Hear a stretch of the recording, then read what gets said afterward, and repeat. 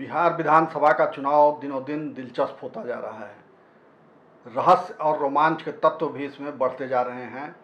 पहले जहां दो कोणीय संघर्ष लग रहा था कि एक एनडीए का खेमा रहेगा, एक महागठबंधन का खेमा रहेगा और इन्हीं के बीच मुकाबला होगा, वहीं अब कई कोणों में मतदाता विभाजित होंगे, ऐसा देखने में आ रहा है। अभी जो दृश्य दिख रहे हैं, क्योंकि इन दो प्रमुख गठबंधनों के अलावे कई अनेक गठबंधन बन गए हैं। सबसे दिलचस्प चुनाव में परिस्थिति ये पैदा हो गई कि लोजपा जो कल तक एनडीए का अभिन्न अंग थी, वो अब एनडीए से अलग हो गई है। और अलग भी कैसे हुई? जो दिल्ली में एनडीए है उसमें वो शामिल है, उसके प्रतिनिधि रामविलास पासवान केंद्र सरकार में मंत्री हैं, मगर बिहार में लोजपा एनडीए का हिस्सा नहीं है। ये एक अजीब दुविधा वाली स्थिति है, जिसको लेकर के काफ़ी भ्रम फैला हुआ है। पार्टी के नेताओं से लेकर के कार्यकर्ताओं तक और वोटरों में भी ये भ्रम फैला हुआ है कि आखिर ये हो क्या रहा है। ये चर्चा जोरों पर है कि लोजपा और भाजपा का अंदरूनी तालमेल है, गठबंधन है और एक दोनों के बीच समझदारी है कि मिलजुल करके लड़ेंगे हम, और जदयू का जो खेमा है उसको कमज़ोर करेंगे।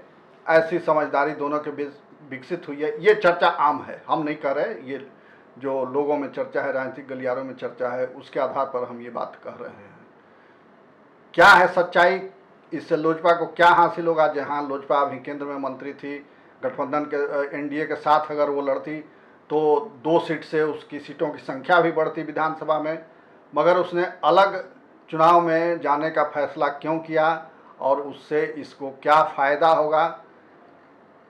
अभी एक और चर्चा तथ्य ये आया कि जो राजेंद्र सिंह थे, बिहार बीजेपी के उपाध्यक्ष और संघ में लंबे समय तक प्रचारक रहे, वो लोजपा में शामिल हो गए और टिकट लेकर के अब लोजपा के उम्मीदवार हो गए हैं। रामेश्वर चौरसिया जो राष्ट्रीय मंत्री भी रहे बीजेपी के, बिहार की राजनीति में भी काफ़ी सक्रिय रहे, विधायक रहे, उनका क्षेत्र भी जदयू के खेमे में चला गया, जो विधानसभा क्षेत्र था, तो वो भी लोजपा के संपर्क में थे और उन्होंने उसका सिंबल भी ले लिया था, मगर अंत समय में मान मनोबल करके उनको वापस फिर बीजेपी ने अपने खेमे में शामिल कर लिया है। माना ये जा रहा है कि जैसे अगले फेज के कैंडिडेट की घोषणा होगी तो भाजपा से लोजपा में ये जाने की प्रक्रिया और बढ़ेगी, और एक तरह से ये कहा जा रहा है कि लोजपा जो है बिहार में बीजेपी की बी टीम बन गई है। क्या होगा इसका परिणाम? रिजल्ट क्या आएगा? किसको क्या फ़ायदा होगा? इन तमाम बातों पर हम चर्चा करेंगे। हमारे साथ हैं देश प्राण के संपादक और वरिष्ठ पत्रकार अनिल विभाकर जी। अनिल जी, आपका स्वागत है। धन्यवाद। जो दृश्य आप देख रहे हैं इसमें रहस्य भी है, रोमांच भी है, कुछ लुका छिपी भी है। आखिर ऐसा क्या है कि लोजपा अलग हो गई, और क्यों ये चर्चा है कि दोनों के बीच, लोजपा और भाजपा के बीच कुछ साठगांठ है? तो चुनाव के समय तो वैसे आमतौर पर बिखराव होता है गठबंधनों में, कोई नई बात नहीं है। लेकिन बिहार की जो परिस्थिति है चुनावी, उसमें लोजपा कई महीने से जदयू पर अपना दबाव बढ़ा रही थी, जो मुख्यमंत्री नीतीश कुमार को पसंद नहीं था। ऐसा माना जा रहा था, राजनीतिक हलकों में भी ऐसी चर्चा थी, आम लोगों में भी ऐसी चर्चा थी कि लोजपा भाजपा के इशारे पर ही नीतीश कुमार पर हमलावर है और दबाव बना रही है। लेकिन नीतीश जी ने भाजपा पर ऐसा दबाव बनाया कि लोजपा को बाहर जाना पड़ा। ये नीतीश जी के दबाव में भाजपा बुरी तरह अभी घिरी हुई है। यानी पहला दाव जो है वो उल्टा पड़ गया, लोजपा का पहला दाव उल्टा पड़ गया। और चाहे लाख दावे कर लें कि जदयू और भाजपा का गठबंधन जैसे चल रहा था वैसे चल रहा है, चलेगा, आगे भी मिलकर काम करेंगे, हकीकत यह है कि बिहार की जो भाजपा है वो जदयू के दबाव में बुरी तरह फंसी हुई है। और इसकी वजह से आप देखा होगा आपने, कल 3 बजे जदयू और भाजपा की प्रेस कॉन्फ्रेंस की निर्धारित थी जी। लेकिन ऐसी चर्चा है जो हम्म, सूत्र बताते हैं हम्म, कि नीतीश जी ने साफ साफ प्रेस कॉन्फ्रेंस में जाने से इनकार कर दिया हम्म, और यह कहा भाजपा को जी। कि यदि आप लोगों ने यह मैसेज स्पष्ट रूप से, यह संदेश स्पष्ट रूप से नहीं दिया हम्म, कि नीतीश एनडीए में, बिहार एनडीए में नीतीश को जो नेता नहीं मानेंगे उनके लिए एनडीए में जगह नहीं है, अगर यह संदेश भाजपा ने स्पष्ट रूप से नहीं दिया तो मैं प्रेस कॉन्फ्रेंस में नहीं जाऊंगा। जी। ये नीतीश जी का दबाव था और इस दबाव के कारण 3 बजे की प्रेस कॉन्फ्रेंस तो रद्द हुई ही, टली ही। हम्म, बिहार भाजपा के प्रदेश अध्यक्ष डॉक्टर संजय जायसवाल को 44 सेकंड की प्रेस कॉन्फ्रेंस करनी पड़ी, महज 44 सेकंड की, अद्भुत है। हम्म, ये करनी पड़ी जिसमें उन्होंने कहा कि भाजपा एनडीए में उसके लिए कोई जगह नहीं है जो नीतीश जी को नेता नहीं मान रहा हो। हम्म, जो नीतीश कुमार को नेता मानेगा वही एनडीए वही में एनडीए में रहेगा। इसके बाद 44 सेकंड का अमूमन जबकि प्रेस अमूमन। कॉन्फ्रेंस घंटों चलते हैं और उसके बाद जवाब सवाल नहीं दिया। जवाब होता है। उन्होंने जवाब ही नहीं दिया किसी संवाददाता का, उठ हाँ। के चल दिया उन्होंने। अच्छा, सिर्फ यही कहने के लिए लगता है आए थे 44 सेकंड में यही हाँ, कहा उन्होंने। हाँ, हाँ। और इसके बाद 5 बजे प्रेस कॉन्फ्रेंस हुई हम्म, जिसमें नीतीश जी ने साफ साफ कहा हम्म, कि हम लोगों में कोई विवाद नहीं है, कोई भ्रम की स्थिति नहीं है। 122 सीट पर जदयू लड़ेगा और 121 सीट पर भाजपा लड़ेगी। हम्म, जदयू अपने कोटे से हमको सीट देगा हाँ, और भाजपा अपने कोटे से सहनी जी को हाँ, पार्टी को हाँ। टिकट देगी। ये तो हो यानी गया। लेकिन जी, उसमें हाँ, हाँ। उसमें भी एक बड़ी बात यह है, दबाव का बता रहा हूँ, दबाव कैसे है। हम्म, आप देख लीजिए प्रेस कॉन्फ्रेंस में नीतीश जी ने जब अपना बयान जारी कर दिया, उसके बाद उन्होंने कहा भाजपा की तरफ से, जो भाजपा के बिहार प्रभारी हैं भूपेंद्र यादव, हाँ, उनको बोलने के लिए कहा, कब आप बोलें। जबकि चुनाव प्रभारी बिहार के देवेंद्र फडणवीस हैं। हाँ, हाँ। उनको एक तरह से औकात बताई है उन्होंने।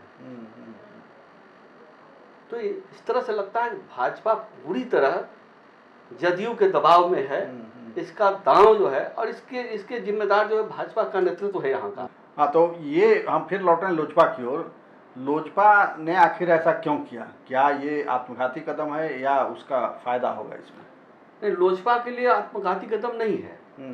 इसलिए आत्मघाती कदम नहीं है कि लोजपा के बिहार में सिर्फ 2 विधायक हैं और अलग होकर लोजपा जब चुनाव लड़ रही है तो निश्चित तौर पर इससे ज़्यादा विधायक उसके दल में होंगे, उसके जीतेंगे। उसके पास सीटों की कोई सीमा है नहीं। और आप देख रहे हैं असंतुष्ट जो हो रहे हैं भाजपा से, वो लोजपा की टिकट पर खड़े हो रहे हैं। उनके लिए द्वार खुल गया, उनके लिए द्वार खुल गया है। जैसे राजेंद्र सिंह की चर्चा भी आपने की है। तो इसी तरह रामेश्वर चौरसिया के बारे में चर्चा हो रही थी। और भी कई लोग हैं जो लाइन में लगे हुए हैं।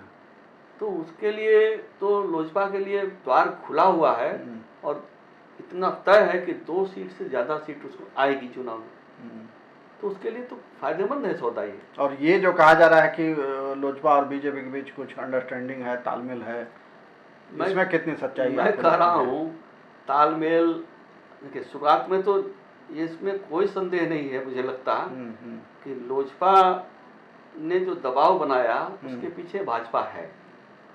वो भाजपा के इशारे पर ही उसने नीतीश कुमार पर दबाव बनाया, जदयू पर दबाव बनाया, नीतीश कुमार की आलोचना की, उस पर हमलावर रहा। इसमें तो और बीजेपी खामोश रही। हाँ, बीजेपी खामोश रही। इसमें तो लगभग तय है, इसमें कोई दो मत नहीं है। लेकिन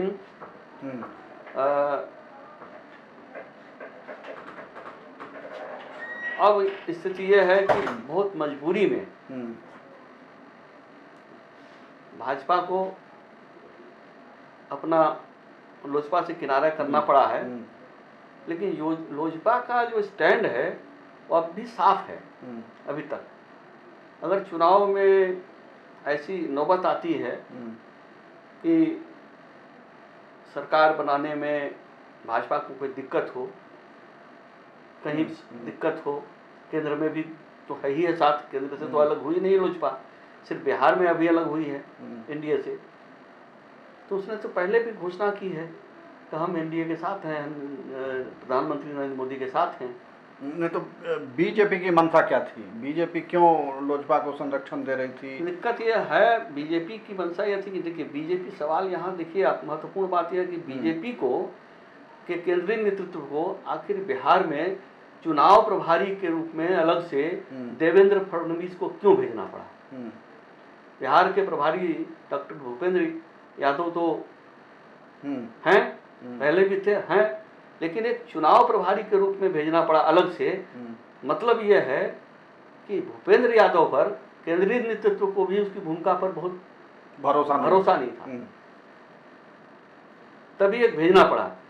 लेकिन बिहार का जो नेतृत्व है वो चलने नहीं दे रहा है, देवेंद्र फडणवीस को भी चलने नहीं दे रहा। हाँ। और ऐसी परिस्थितियां बनी हैं कि केंद्रीय नेतृत्व भी इसमें कुछ कर नहीं पाया बिहार में, और नीतीश कुमार हावी हैं। नीतीश कुमार हावी हैं। केंद्रीय नेतृत्व के पास बिहार में कोई सीएम का चेहरा ही नहीं है, न बनने दिया अभी तक। फडणवीस ने तो अंदर खाने जो चर्चा है और राजनीतिक हलकों में चर्चा है कि फडणवीस ने साफ साफ कह दिया है कि बिहार का जो नेतृत्व है वही बीजेपी को अपने पांव पर खड़ा होने नहीं दे रहा है। बीजेपी को कमजोर करके बीजेपी को बी टीम बना के जदयू की, यहाँ का बीजेपी का केंद्र प्रदेश नेतृत्व ही नहीं रखा हुआ है, जिम्मेदार यही है। तो इसके लिए लोजपा को आगे करके और नीतीश कुमार को डिमोरलाइज करने की योजना थी, उनको दबा के रखने की योजना थी। बिल्कुल योजना थी। और वो योजना क्या अभी है या फ्लॉप हो गई? अभी तो फ्लॉप हो गई तत्काल। हाँ, मगर बीजेपी के जो विक्षुब्ध हैं जिनका टिकट कट रहा है वो तो फिर लोजपा की ओर मुड़ रहे हैं। स्वाभाविक है, जो बीजेपी से अलग हो जाएगा तो स्वतंत्र होगा कहीं जाने के लिए, उसके लिए सबसे अच्छी पार्टी अभी लोजपा है। और दोनों का जो तालमेल बड़ा अच्छा है, और उसको ये मालूम है कि अगर मैं जीत गया तो बाद में फिर हमको वापसी में बहुत आसानी है। यानी उसके दोनों हाथ में लड्डू है कि वहाँ तो है ही, अगर जीत गए तो फिर यहाँ भी हम शामिल हो जाएंगे। ऐसा होता ही है विचारधारा के स्तर पर। तो नीतीश कुमार इन चीज़ों को समझ गए हैं कि उनके खिलाफ ये एक साजिश रची। बिल्कुल, तभी तो 3 बजे की कल जो प्रेस कॉन्फ्रेंस रद्द की, इसीलिए तो रद्द हुई थी, और 44 सेकंड की प्रेस कॉन्फ्रेंस इसीलिए करवानी पड़ी भाजपा को, ये मैसेज देने के लिए स्पष्ट कि जो नीतीश कुमार को एनडीए का नेता बिहार में नहीं मानेगा उसके लिए एनडीए में कोई जगह नहीं है। यानी ये माना जा सकता है कि केंद्रीय नेतृत्व अब बहुत दिनों तक नीतीश कुमार को ढोने की मंशा में नहीं है। नहीं, ऐसा अभी हम नहीं कर सकते। वो राजनीतिक परिस्थितियां हैं, राजनीतिक व्यवस्था के कारण है। यदि मान लीजिए कि चुनाव में नीतीश जी को बहुत कम सीट आई, जेडीयू को बहुत कम सीट आई, अब बीजेपी को सीट ज़्यादा आ गई, वैसी स्थिति में यदि लोजपा को सीट बढ़ती है और केंद्रीय नेतृत्व ने यदि चाहा तो दोनों मिलकर सरकार बन सकती है। अच्छा, ये संभावना है, ये हो सकता है। तो उस सरकार में राजनीति में कुछ भी संभव है। तो जेडीयू भी उस सरकार में शामिल होगी? ये तो कोई जरूरी नहीं है, ये नीतीश जी पर निर्भर करेगा जेडीयू शामिल होगी कि नहीं उस सरकार में। क्योंकि संभावना इसकी बहुत कम लगती है मुझे। नीतीश जी मुख्यमंत्री नहीं होंगे तो उनकी पार्टी शामिल होगी, ऐसा लगता नहीं। अच्छा, तो ये यानी ये जो रहस्य रोमांच अभी है राजनीति का, ये आगे भी कायम रहने वाला है। चुनाव नतीजे पर सब कुछ निर्भर करता है। फिलहाल स्थिति यह है कि बीजेपी भारी दबाव में है जदयू में नीतीश कुमार की इच्छा, और उसमें सुशील मोदी भी शामिल हैं। अच्छा, मुख्यतः सुशील मोदी ही मुख्य किरदार हैं राजनीति के बिहार में भाजपा के, जो बीजेपी को जिन्होंने पिछलग्गू पार्टी बना के रख दिया है। अच्छा। जदयू की पिछलग्गू पार्टी जो है बीजेपी हो गई है बिहार में। मगर दोबारे नीतीश को महागठबंधन के पाले से खींच करके बीजेपी में लाने वाले भी तो वही हैं, सरकार बनवाने वाले भी वही हैं। तो ये तो पीएम एलिमेंट में बता चुके हैं। हाँ, ये कहाँ बोल रहे हैं आप? हाँ। ऐसी बात यदि करेंगे तो ये तो परिस्थितियां ऐसी थी, नीतीश जी को भी दिक्कत हो रही थी और दोनों की नाभिनाल मिली हुई है। सुशील मोदी और नीतीश कुमार दोनों की नाभिनाल जो है बिल्कुल मिली हुई है। अच्छा। उस सरकार में जब राजद और जदयू की सरकार थी तब भी मोदी जी जो है नीतीश जी से करीब थे, ऐसा नहीं कि उनसे दूरियां बन गई थी। और जब वहाँ संकट आया नीतीश जी पर तो उन्होंने पाला बदल लिया। जिन्होंने कहा कि मिट्टी में मिल जाएंगे लेकिन भाजपा के साथ नहीं जाएंगे, वो आज भाजपा के साथ हैं। राजनीति में कुछ भी होता है, तो ऐसी राजनीति फिर देखने को मिल सकती है। बिल्कुल बिल्कुल बिल्कुल जी, कोई दिक्कत नहीं है। तो चुनाव के नतीजा पर सब कुछ निर्भर करता है। तो चुनाव का नतीजा क्या आता है उस पर बिहार की राजनीति निर्भर करेगी। और अभी जो रहस्य रोमांच की स्थिति बनी हुई है बिहार की राजनीति में वो कायम रहेगी जब तक कि नई सरकार नहीं बन जाती है।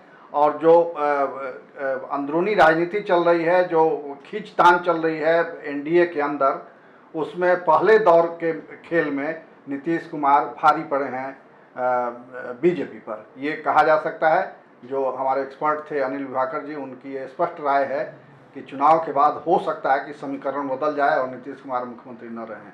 मगर वो सब कुछ इस पर डिपेंड करेगा कि किसको कितनी सीटें आती हैं। हमारी चर्चा यहीं समाप्त होती है। हमें दीजिए इजाज़त। नमस्कार।